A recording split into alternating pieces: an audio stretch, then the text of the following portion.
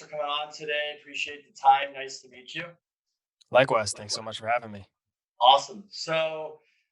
Could you kind of jump in, just tell us about back your background, and I know you guys got a lot of good stuff going on there. Kind of what you got going on and what you're up to these days. Yeah, absolutely. So I start at the same point every time I do an interview because I think my story and my background's a little bit different than what a lot of people hear, especially in the finance space. So I'm going to go all the way back to when I was 4 years old. I started racing motocross. That was the first time I ever entered a race.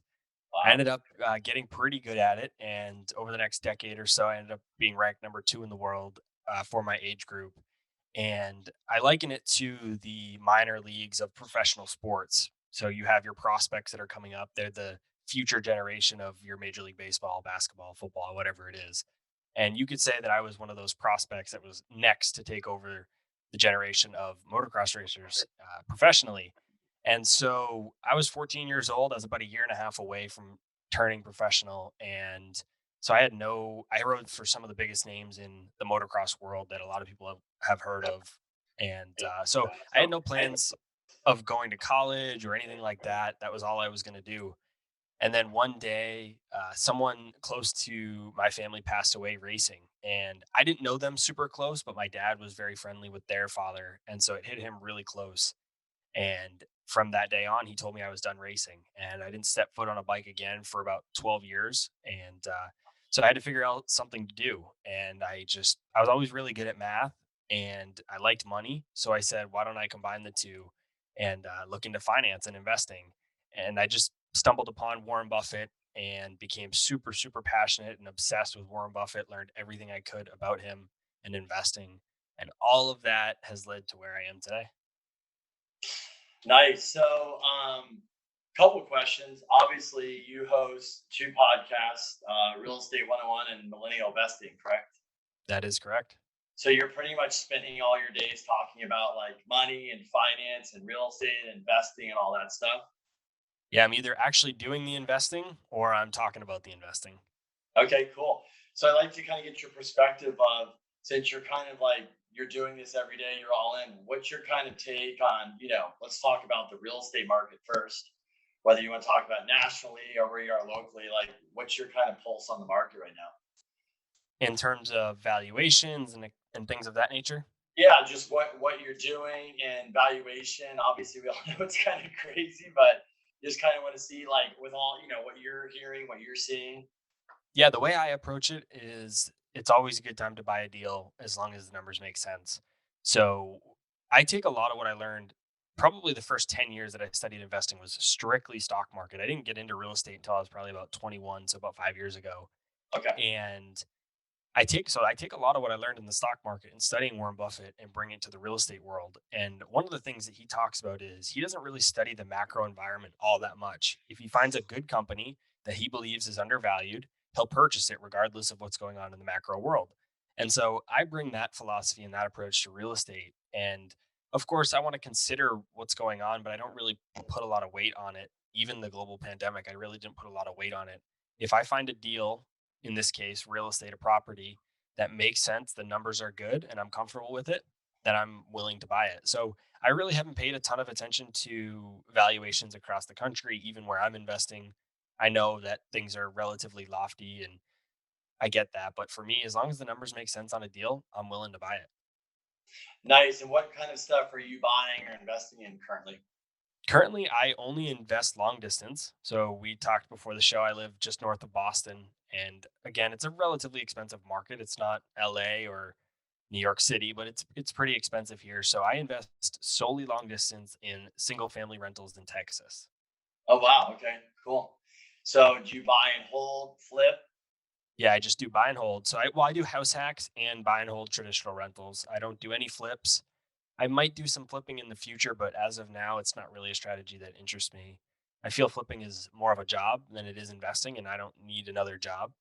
And I am interested in Airbnb, so I've started to take a liking to Airbnb, mostly because I want a couple vacation houses in a couple different destinations. So I see Airbnb as a good way to rent it out 90% of the time and then use it the little bit of time that I want to. So I'm starting to look into the Airbnb space, but Predominantly, I'm focused on house hacking for where I live and then buying traditional rentals. Nice. And then with your real estate podcast, what are you kind of, I mean, I know you're probably talking about your investing and advice. What are you kind of talking about? And are you, who are you interviewing? And then what are those conversations kind of like these days? Yeah, so on the real estate show, I've had some, I mean, on both podcasts really, but specifically on the real estate show, have had some amazing guests. I've had the chance to meet with Robert Kiyosaki, Nice. Scott Trench from Bigger Pockets, a lot of the guys and authors and gals from Bigger Pockets, Chad Carson, Jay Scott, tons of people from Bigger Pockets, and just other people that are doing awesome, great things in the real estate world. I've had the opportunity to talk with Kevin O'Leary, a couple Nice. other sharks from Shark Tank. It's been awesome. And what we're doing is I'm trying to help people understand that they can do it too. When I got started in real estate, the reason that I hadn't started before was because I never thought I could. So I'm trying to teach people strategies on how they can get started and how anybody can do it. Yeah. And then I kind of want to switch to, I think they all tie in, but millennial investing. I think that's an awesome title. And I was going to get your thoughts. Like, that's completely different than real estate, but what is that show really about and who are you talking to? Like, who's your audience on that particular podcast? So the goal with that show is to teach people between the ages of 20 and 40 typically, although I have a lot of people that are older that listen to it, that I want to teach them how to be better with their time and money. And so typically what that refers to is stock investing and then also personal finance. So originally the show was designed to predominantly talk just about stock investing, but then I realized in order to be a successful stock investor, you need to have a strong base, and that strong base is a good personal finance strategy and plan. And so we added personal finance as the second pillar to the show. And we also talk about entrepreneurship quite a bit and side hustles and some other ways that people can generate extra money to invest. But the main pillars I would say are stock investing, personal finance, and side hustles. What do you think? I'm 41. You're younger. I think I've been lucky to be surrounded, kind of like you, by a lot of smart people, whether with money, real estate, different things. So I think just kind of like you study the right people, around the right people. I think it sets your mindset up to invest and save money and all that. But what do you think millennials these days, or their biggest struggle is with saving money or investing? And what are you kind of typically seeing, or just like feel like you can help the most with that kind of generation? The biggest thing almost anybody is struggling with, millennials or not, is the fear of missing out.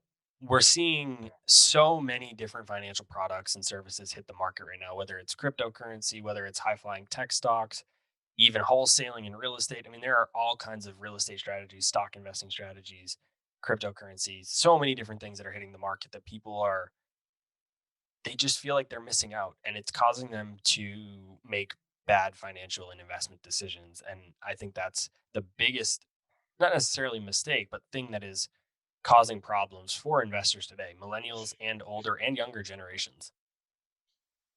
Yeah, do you think people are just taking money and just kind of throwing it into something because they heard their friend or their family or somebody invested?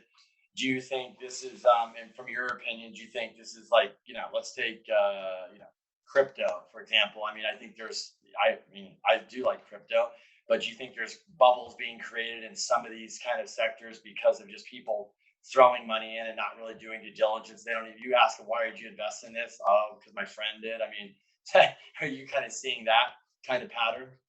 Yeah, that's exactly it. I can't, and this is anecdotal, but the number of times that I've seen on Facebook from people that have never once shown any interest in any type of finance that are commenting or talking about Dogecoin or all these other cryptocurrencies, and I've never seen them once talk about it. And maybe they just took up a huge passion for it recently. That maybe, but it's more likely that they're just hearing on the news or one of their friends is doing it or something is happening that's driving them to take the actions that they are without them really understanding it. And my biggest piece is that most people don't understand what they're buying. If you fully understand what you're doing and you still want to participate, then I'm all for it. I actually think people should participate in Dogecoin and GameStop and Tesla and all these other crazy situations that are happening. And we can dive into that a little bit if you want. But I think the big piece is that you need to understand what you're buying. That is the key. Yeah, I agree with you. I mean, I'd love to dive into that because I think there's some part of the market. It's funny because I know Warren Buffett and Charlie Munger just came out, and obviously it's crypto's rat poison or whatever it is. But I think that I noticed like one of the contributors, you guys like Rob Hall. I'm a huge fan of them and Real Vision. But obviously, there's this. I mean, obviously, look at Jamie Dimon. They were like against, crypto. Now they're in, and I think, like you said, is a lot of people have taken the time, even these big companies, and started watching and studying and analyzing people, and then they started making decision. Hey, I think we need to get in, but they didn't just jump in because everybody else is. But I'd like for you to talk about that because you made that statement, and I think it's true. Like, if you hear people go, Tesla's the worst stock or this or that, but I think a lot of investors have talked about investing might have changed more where it's like more momentum, right? There's so much momentum going into these particular stocks or crypto or whatever. But can you elaborate on what you just talked about? Why you think like it could be a good investment if you just take the time to study and you know what you're investing in and what you're doing? Yeah, there's a couple pieces of that or terms that I want to just kind of clarify a little bit. I don't think any of those are good investments. Personally, and this is not investing advice, but I personally believe that Dogecoin, GameStop, all those other companies that were related to GameStop and Tesla, I think they're all horrible investments. When we're Mm-hmm. talking about these from an investment perspective, I personally believe that they are bad investments. Now, could you make a good trade? Maybe. Now, that's a different thing. Trading and investing are very different. And if you're going into this understanding the difference between investing and trading, and you're doing it with money that you're willing to lose, I don't see a problem with that. If you're going into this with hard earned money that you can't lose and you don't know what you're buying, you have no idea what Dogecoin is, you have no idea what Tesla even produces, no understanding of their financial statements or their management team, and you just can't risk this money, that's a horrible thing to do.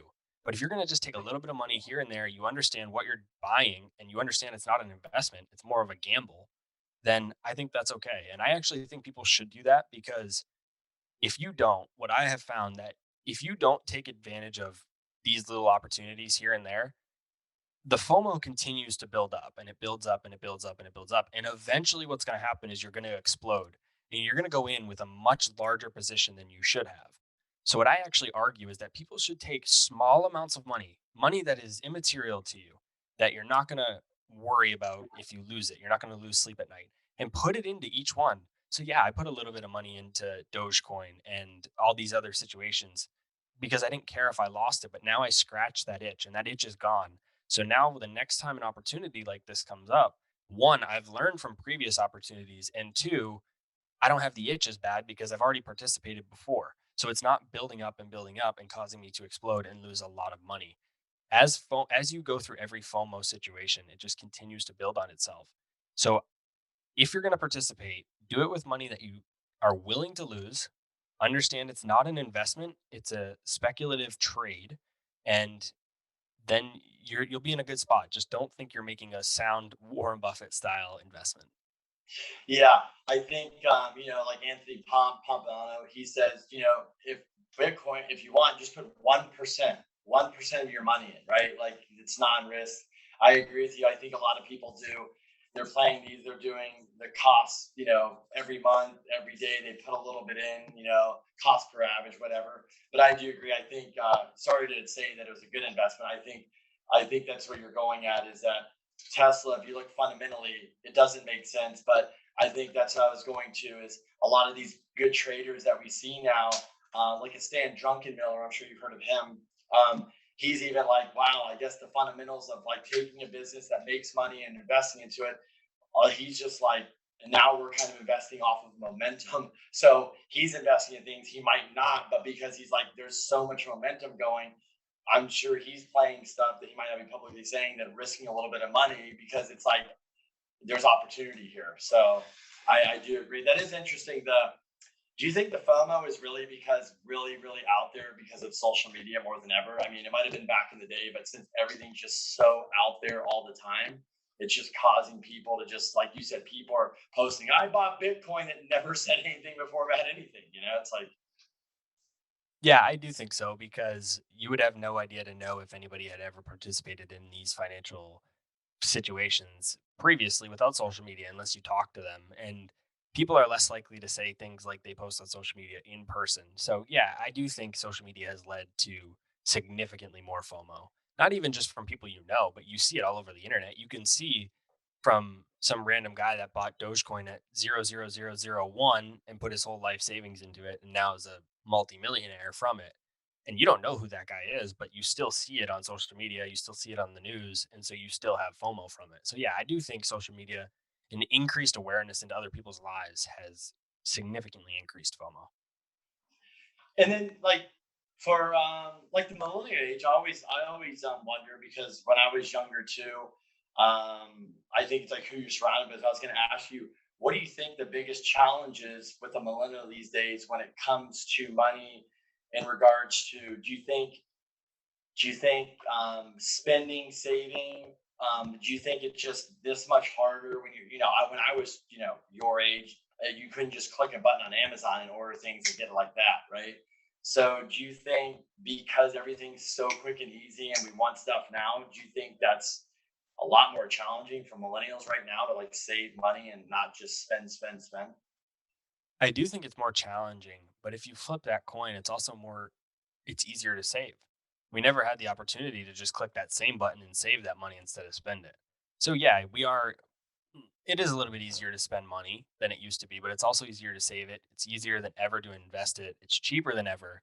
So yeah, it's this dynamic of being easier to spend it, but it's also easier to save it, and it's also easier to make it. So there's a lot of opportunities available to people for side hustles and creating all these other passive income businesses that they can create that can also help them invest. So I think if you're looking at it on it net, I think we probably are in a better position to save more money and make more money than we are to spend it. But there definitely is a more propensity to consume these days than there was without technology. Yeah, I think too. When I was 25, there wasn't, uh, you know, 26, I think that's around your age. There wasn't this many podcasts. There were people that, I mean, that's what I tell with COVID. I was like, one of the great things for me for COVID, and maybe you'll agree because you're a podcaster, which is awesome, but I'm sure you watch other people, is a lot of people that never came on camera because they're like, well, I'm not going to fly here and go there. When Zoom came out, there's a lot of money managers or smart people that decided I'm stuck at home. Hey, okay, I'll do a Zoom call with, I'll do it with you, Robert or Kenny or whoever, and get on a podcast and talk about I've been trading for 50 years or whatever. You get to hear so many smart people that it's hard to get, you let them talk on 4 minutes on CNBC. You're like, that's all I get from the guy. It's like a teaser, but you get to hear about an hour of their history and their investing philosophy. So I think too, the other thing that millennials have is they have so much information at their fingertips that they can listen while they're in the car or working out or whatever. I think that's such a huge advantage. Yeah, we have fantastic access to information these days. Books are so cheap. Podcasts are free. YouTube is free. The possibilities for learning is endless right now, and I think that's a huge advantage that we have. What's your advice? Because I know, I don't know if you're giving advice in your podcast or you're just talking to people, but if somebody's like, let's just talk about real estate. A lot of people right now, I think because rates are low, they're scared of the stock market because it is high. I get it, or they just don't understand it. But a lot of people too. I mean, like most wealthy people that I know, or rich people, whatever, they own real estate, right? I mean, they might own stock, but they own real estate, and we're in real estate, so a lot of people I know own a lot of real estate. But what is your advice to somebody that's watching this, or they're just like, man, I'm going to buy my first investment property or home right now? Do you have any particular advice for them that you could give, or from your history, from what you've learned, doing your own real estate investing? Yeah, I think the number one best thing for anybody to do to get started in real estate is to house hack. I think it's by far the most powerful strategy for anybody just getting started. If that's not an option for you, which I would argue that if done right, it could be an option for anybody. But if you feel it's not an option for you, then a traditional rental, I just recommend to people that you don't get squeezed into your own market. Technology has completely changed how you're able to invest in real estate. Nearly anybody can invest long distance. So I like to say invest where the numbers make sense and live where you want to live. So just don't be trapped into your local market. And I think you should always start small with your first property, whether it's traditional rental or a house hack. But I believe in starting as small as you possibly can go. And that goes against a lot of gurus. A lot of gurus tell you to go as big as possible. And I actually feel you should go the opposite. And then how, when you, for example, I know you spoke that you are investing in Texas. That's awesome, great market. How do you pick a market? How did you pick that market? So the way I picked my market is I had a guest on my show. His name is Neil Bawa, and he is a data scientist turned real estate investor. And Okay. with my background in finance and accounting, that's what my corporate job was prior to leaving the corporate world. I'm big into numbers and data as well. So when I spoke with Neil, his strategy really, really spoke with me. And having him be a data scientist, he really dives into the data as well. And so what he did was he back tested a bunch of demographic data and decided on six demographic data points that typically indicate that a market is a good rental market. And so he gave me his blueprint for those six demographic data points. And what I did was I scraped census data for 7,000 cities across the US, and I Wow. ranked each one on the six demographic data points. And I weighted them based on my importance for each one. And then I ranked them 1 to 7,000.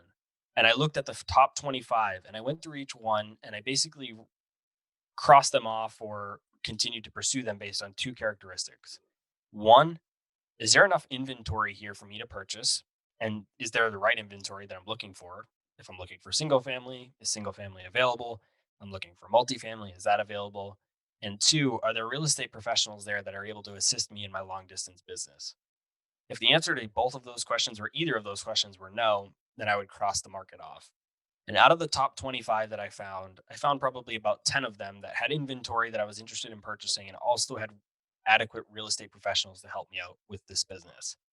And so my business partner, Ryan, and I started to make offers across all 10 cities. And these ranged from Texas to Ohio to Alabama to Idaho to all over the Carolinas. We were all over. We Okay. basically said as soon as we get one deal in one of these markets, we'll just continue to focus on that market until we are fully saturated. We can't anymore, and then we have to expand. We'll go to a different market. But until then, we'll just focus on the one that we get a deal in first. Just so happens that we were able to get a deal on a small town in Texas, and we've just continued to scale our portfolio there since. Smart. Yeah. I mean, I think that's really smart because a lot of people understand it's like, when you're putting offers out and you're out of state, some people go, is this guy real or is he going to close? But once you close on one, all of a sudden you become more of a real buyer, right? They're like, oh, and then you buy another one. Then everybody's like, whoa, this guy's buying. So I think it does grab attention and people that are agents like, hey, I just bought a couple of deals, So I think that's huge when you're entering a market. So that's a smart strategy. Are you guys, are you just single family? Do you ever have plans to bump up into multifamily? Yeah, Five plus. absolutely. Absolutely. So we actually went into this expecting to buy multifamily. We basically said we would never buy single family. Okay. We said we only wanted to do multi. But then what we found was it had been probably 6 to 9 months before we did anything, and we knew we were ready. We had the money. I mean, we weren't rich by any means, but we had enough for a decent down payment. We had good education. We were ready, but we were not making anything happen, and we both were getting really frustrated with that because we were both really hungry go getters, and we really wanted to get our first rental property. So we decided, okay, let's just start small. Let's just do it. We'll go with a single family. We'll go away from the multis because we can't seem to get a deal. So let's just go small single family. And we did. And it just ended up working out really well. Now we've built a really good little niche in the single family market. And it's funny because we said we'd never do single family. And now we actually really like the single family market that we're in. And so our plan for now is to continue to scale here. So we're not struggling with single families because we have great processes in place. We self manage from Oh, wow. 2,000 miles away, which a lot of people find to be interesting. Yeah. And yeah, so and we spend probably less than 2 hours a month on each property. So, and we can get into that, but that's partially why I like the single family space so much. And so we're going to continue to scale our portfolio here. We bought three properties last month. One of them we got for $0 down using a very light burr strategy, and the other two we got for roughly 5% down, or maybe even a little bit less. So we're just doing really well in that niche, and we're enjoying it. So we're going to continue to scale it. We think we'll probably get to 10 or 12 of these before it starts to get too big. And at that point, we'll either pivot to multifamily in a different market because this market doesn't have multifamily, or what we plan to do is kind of create a fund of all these 10 to 12 single family properties and then sell interest in the fund to raise capital to buy additional multifamily deals. So kind of turn it into a fund model with the 10 to 12 single family properties as the underlying collateral to then buy probably a 50 unit, 30 to 60 unit apartment building. Smart. Love it. That's awesome. Can you talk about, yeah, I'd like to talk about that. So, how do you manage from? We used to manage 1,500 units here in San Diego. So here we sold the company. So we have a lot of experience. It was mainly multifamily and then some houses. So we do have like that experience. So when you say, "Hey, I don't care if you're managing one house or 10 houses from 2,000 miles," that's a pretty big task if you really don't know what you're doing. So I'd like to hear your strategy and how you've had success in that. Yeah, absolutely. So it's the reason that I think the reason we've been successful with it is two. There's two reasons. One, we have an awesome agent. We would not be able to do what we're able to do without our rock star agent. And two, I think it's because of the single family niche. And this isn't to say you couldn't do it in multifamily, but what we've been pleasantly surprised to find is that we're buying really nice houses in really good school districts in good areas. So we're getting awesome tenants and Okay. they just don't require a lot of oversight. They don't require a lot of management. They're good families that just want a great place to live. And so they're really easy to manage and they're low maintenance. And so that's partially because of the types of properties we're buying, but it's also because of our screening. We're really strict with our screening criteria and we'd rather let a property sit vacant for an extra month if that meant we're going to get a better quality tenant in there. So we're just really strict with our screening and also the property types. And that has been important for us and it's worked really well. And so when you get into the multifamily stuff, it typically, if you have an apartment building, the tenant base is a little bit lower quality than you're going to get with a nice single family in a good I school agree. district with a yard. And so that's what we found to be a nice little niche for us. No, that's smart. And then are you using software too? Yeah, To so we use a property management software just called Cozy. It's free for Okay. landlords and it works great. And I'm assuming you just have a really good like handyman crew or something. So if you need something fixed, they can go over there and fix it unnoticed. Exactly. Exactly. So our agent is also an investor. So we've been investing in this market for a little over 2 years now. So we know the contacts that we need to contact now. But when we were first starting, he was awesome. So if we needed a plumber, we'd just call our agent and say, "Hey, who do you use for your plumber?" He would give us that contact. We'd call the plumber and say, "Hey, can you go fix this?"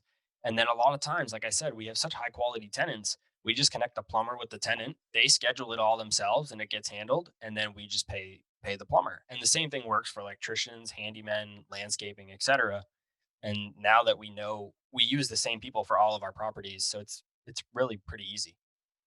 Yeah, it's funny. I don't remember if I was listening to a podcast or something, but somebody's a real estate agent. They should really listen to what you just said there because um, that's how a real estate agent can add a lot of value, right? It's like you're going into a market, you don't know anybody, and I don't know if we were on like Krystle and I were talking to somebody. I think we were just talking to somebody, but that's what they said. And I think when we were in Dallas or something a couple weeks ago, we had this investor conference, and somebody was mentioning that, oh yeah, people come from out of state to Texas and buy, and she's like, look, I tell them. I got the plumber, I've got the property manager. We can take care of the whole thing. So if you just want to buy it, I know where to buy. They have it all lined up. So it's very, very easy for you to do. And a real estate agent can add a lot of value, especially in these areas like Texas or Florida, or all these markets where people are coming, especially California money is moving into a lot of markets, as you know. And they're looking, but they don't have any contacts. So if you didn't invest like a bigger pockets or some type of investor group and don't have that base, a real estate agent can do a lot for you. So I think that's awesome you found that. And I think for a real estate agent, that's a huge value to bring to somebody. I mean, look what it's done for you. Yeah, our real estate agent is hands down number one, the most important piece of our business. We would not be able to do what we do without him. Yeah, and I think that goes too is even with multifamily, you enter another market, you're dealing with that commercial broker. If somebody's really, really good, they would be able to say the same things. Hey, I got you dialed. I've been here 20 years, 15 years. I know this street, I know that street, I know the buildings, I know the owners, I know the management. That's why I tell people. So I think investing out of state, when you hear something like this, it can go right if you have the right team. I think team is so important. Yeah, absolutely. I couldn't do it without a good team. So just a pivot. So I want to talk about the investing, which is cool. I think is a lot of people I talk to, they just, unfortunately, they just want to invest in real estate. They want nothing to do with the stock market. I get it. They've done really, really well with real estate. And I think they're just so down that road and so hyper focused, they just could care less about the stock market. But I like the stock market. I think there's opportunity to make money there too. I think if you put a little bit of time and research, every day or every week, you can find opportunities to invest and make money. So I was going to ask you, what's your strategy for somebody that's getting, that might want to invest, that's young or old or whatever, and jump into the market and start investing? What kind of information or, what are you kind of telling people? The biggest thing is to get educated. This goes back to what we talked about before. I don't want to see anybody make any investments if they don't fully understand what they're purchasing. If you understand what you're buying, then I'm all for whatever you want to buy. If you have a thesis and you understand why you're buying it, then just because I disagree with it doesn't mean it's wrong. If you believe in it, that's fine. Just make sure you understand what you're buying. And so, what I always recommend to new stock investors is that they read 2 books, and there's a book on individual stock picking, and you could pick whichever one you want. I have 2 or 3 that I usually recommend. And then there's a passive or like an index fund style investing. So one is where you don't pick individual stocks, you just buy one fund and it owns 500 stocks for you, or you pick individual stocks. And I tell them to not invest a dollar until they've read both of these books. And then once they've read both of these books, decide which strategy they think fits their personality best. Some people don't want to pick individual stocks, they just want to pick an ETF and just continue to, it's like real estate. You just put money in every single week or every month and let it continue to compound over time. You'll get the market returns and you'll do very well. Or you could spend a lot of time and invest into individual companies if you understand them, but that's not for everybody. So you got to find out which strategies for you, and then you can decide to start investing. But until you've done those two things, I don't think anybody should invest in the stock market. No, I think that's great advice. So you got the real estate 101, you got the millennial investing, you're managing your own properties, you're investing your money. So how do you have the time to do all this stuff? Yeah, well, I actually had a W-2 job for a long, I mean, up until January on my 26th birthday is when I retired from the corporate world. Wow, So congrats. That's thank you. awesome. Yeah. Up until then, I worked a 60, 70 hour a week corporate job while doing everything that I'm doing now. I'm not doing anything extra now. Still Wow. doing all the same stuff. So right now, I honestly kind of feel like I have free time compared to compared to what it used to be. I mean, it's not easy by any means, but I still work really, really hard and put in long days. But yeah, it's just I just have a really good schedule and regimen that I follow, and it works well. So basically, what you did is this was kind of, I don't know if it was a side hustle, but it seemed like a lot of work. But you were doing your W-2 job, making money, stacking cash, starting to invest in real estate, the stocks, and then you created this side hustle with the podcast and things like that. So I was going to talk to you about that because I think there's a lot of people. Look, it's young and old, doesn't matter age. They're getting burnt out from their W-2 job. They don't like it, but then they see somebody like you basically fire their boss and say, I'm out of here, right? And you've created like another opportunity for yourself. I just want to talk to you a little bit more about that. Like, what did you, is this always in you to create the side hustle and get out of the corporate world? And then what was like the mind shift for you, like to mindset to say, I gotta just get out of this, I gotta go do my own thing? So I had always had the entrepreneurial itch. I always knew that I was going to do my own thing at some point. Mark Cuban taught me that I needed to take the corporate job that paid the most money that required the least amount of my time. And the reason for that was I could spend all my extra time building my own business or side hustle. And so when I heard that, it really it Yes, took that to huge, heart. It meant powerful. a lot. So yeah, so every job I took throughout my corporate career, I that was in the back of my mind. I said, yeah, there was a couple jobs where I maybe made a little, I could have made a little bit more money, but it would have taken a lot more time. I would have had to travel or et cetera, whatever the situation was. I would have made a little bit more money, but I would have been a lot more tied up at work. And so I didn't do that. I took the ones that I made a little bit less money, but I had a little bit more free time. And so I worked nearly full time on side hustles on nights and weekends. Every single night I'd come home from my corporate job. I worked every night, every weekend. I built as much as I could on the side because I knew someday I wanted it to get to a point where I could leave my corporate job and just do my side hustles, whether it's real estate, podcasting, anything I have going on full time. I didn't know when that was going to be. I always knew at some point I would get there, but I didn't know when. And it didn't really have an end date. because none of my employers cared. So I figured, well, why am I going to quit the six-figure job with benefits, et cetera, when I can still do all my side hustles on the side that aren't being held back because of my corporate job? So it just doesn't really make sense for me to quit. And then about a year and a half into my last corporate job, I got a new boss and I reported to the CFO. And so I got a new CFO to report to. And she was the first boss that I had since I started my side hustles a few years prior that had an issue with my side hustles.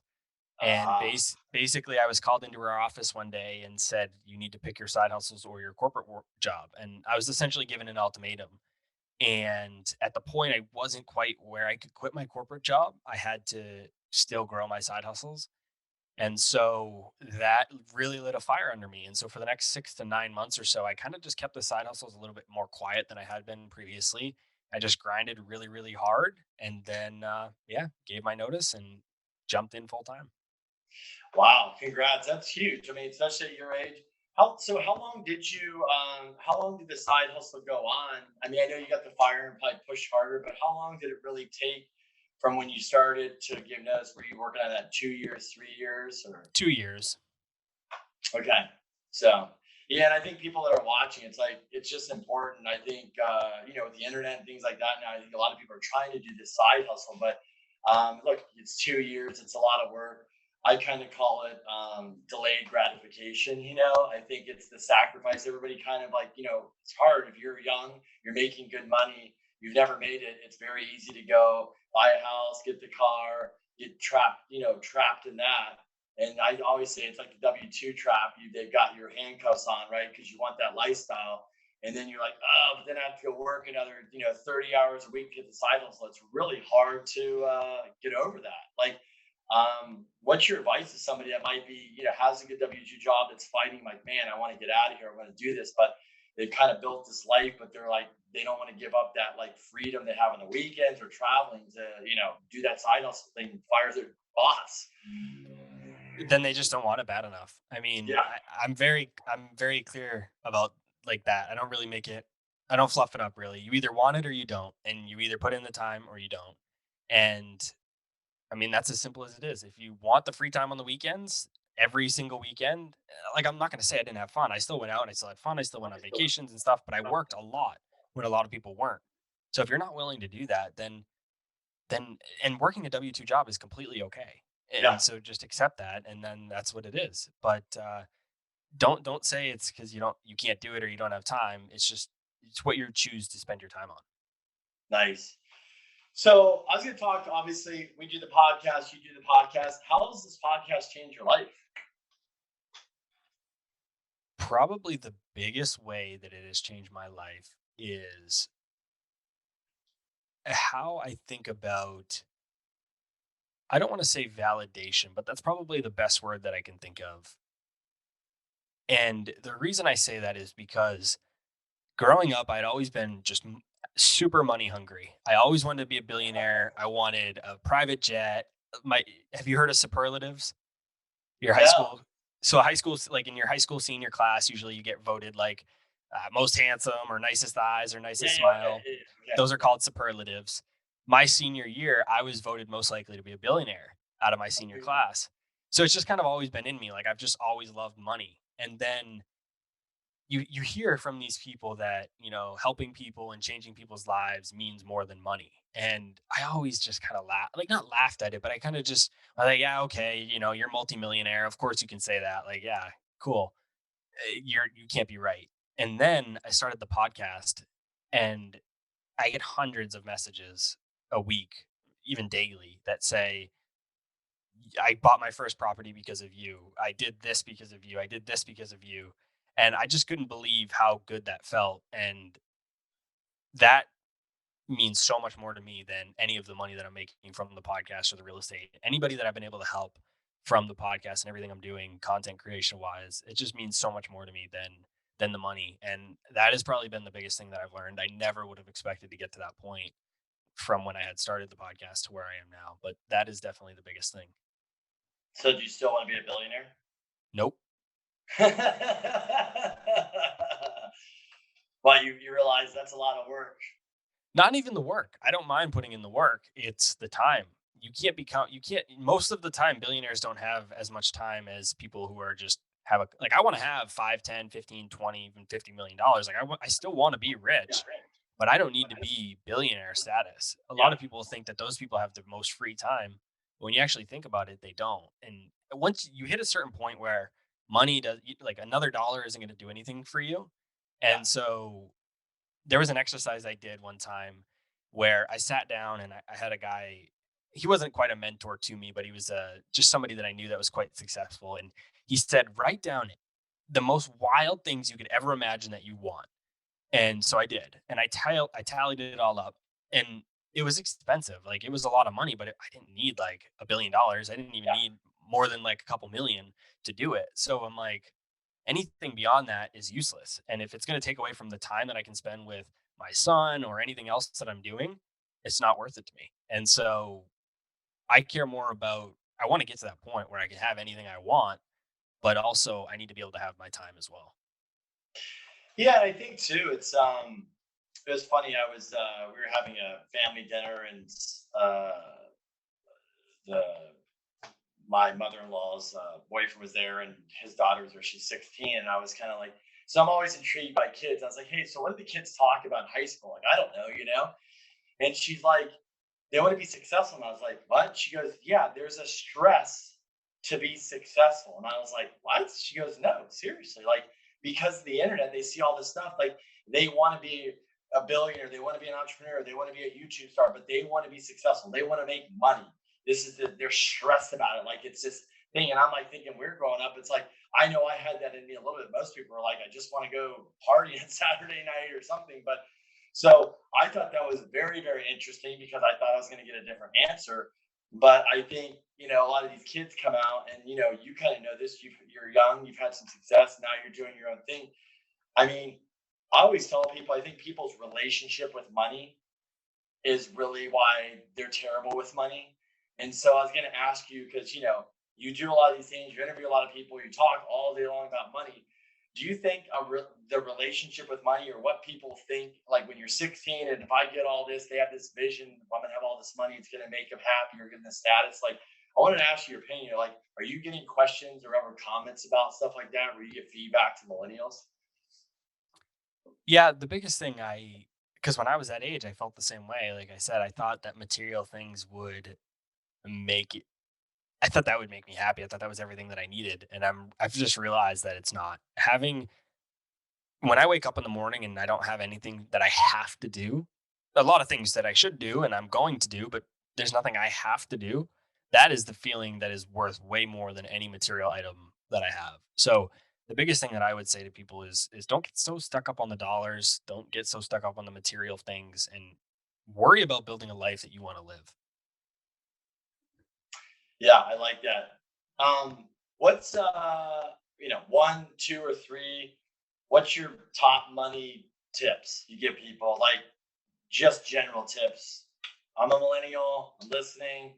What are the two, three things that somebody should be like, that they're like, man, I am terrible with money. I don't know anything. I'm starting to make it. What should they know? Like, boom, right now.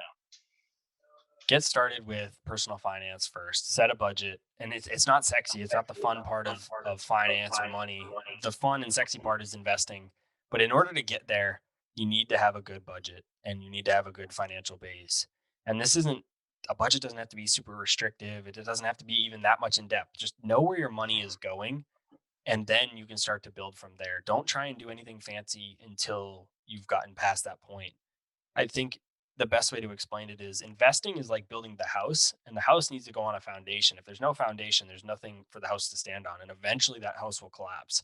And that's the way it's going to work with your money. If you start investing before you have a strong personal finance base, your investing house is going to collapse, and you're going to need to build that foundation first. So just start there, build your foundation in your personal finances first, and then start investing. Awesome. So what's couple more questions and wrapping up. What's next for you? Anything exciting coming up this year you're working on or getting into? Personally, the most exciting thing is I got back on a dirt bike, so I'm racing again. Oh, sweet. So Congrats. That's that's awesome. yeah, thank you. So that's probably the most exciting thing for me personally, business and investing wise. It's just kind of more of the same, really. I bought 3 properties last month. I'm hoping to maybe get to 10 this year. meet 10 deals this year. That would be my goal.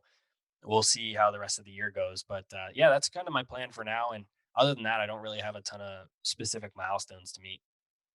Nice. Um, where is the best place people can find you before I ask my final and last question?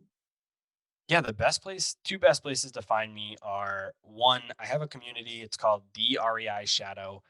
Basically, it's a shadowing program where people could shadow me on my real estate journey. So I walk you through every single thing that I'm doing in my real estate journey. It's literally like you were shadowing me on a job. Like back, I got this idea because back in high school, you used to go and shadow people to see what kind of job you might want to do in college. So Yeah. I said, so I called it the REI shadow. You get to shadow the real estate investor, see all the nitty gritty. Books and things like that are great. They teach you theory, but they're not going to teach you what you have to do when you need to call and turn on the utilities or get your lawn mowed. So I show screenshots of all of these emails that I do with financing companies, banks, lenders, my business partner, all the details. I share it as part of that community, as part of people shadowing me. And the That's second awesome. best place, thank you. Yeah. And the second best place would be on Instagram. My username is the Robert Leonard. I do get a lot of DMs, so it takes a while for me to respond. But if you do DM me, I will answer. I answer every single one, and I will definitely get there if you guys have any questions. And then when you have two podcasts, how often do you release episodes? Yeah, so they all on one feed. So it's technically under one podcast feed, but there's two different segments, as you mentioned. One is Millennial Investing, that's released every Monday at 6 a.m. Eastern Time, and the Real Estate 101 segment is released on Wednesdays, every Wednesday at 6 a.m. Eastern Time. Nice. So I always ask this question to everybody. So I would be curious to see what your answer is. What is your definition of generational wealth?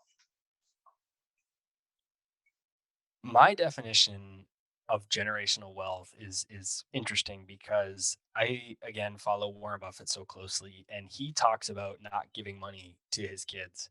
And Yeah. so I just tweeted about this the other day. It's being able to give enough money to your kids that they can do anything, but not so much that they can't do nothing. And that's how I think about generational wealth. It's funny. Literally, somebody gave me the same answer as you, same quote. Like that's. I think they're like they don't want to leave their kids with too much, but just enough where it's like it's they're like they're not lazy or whatever.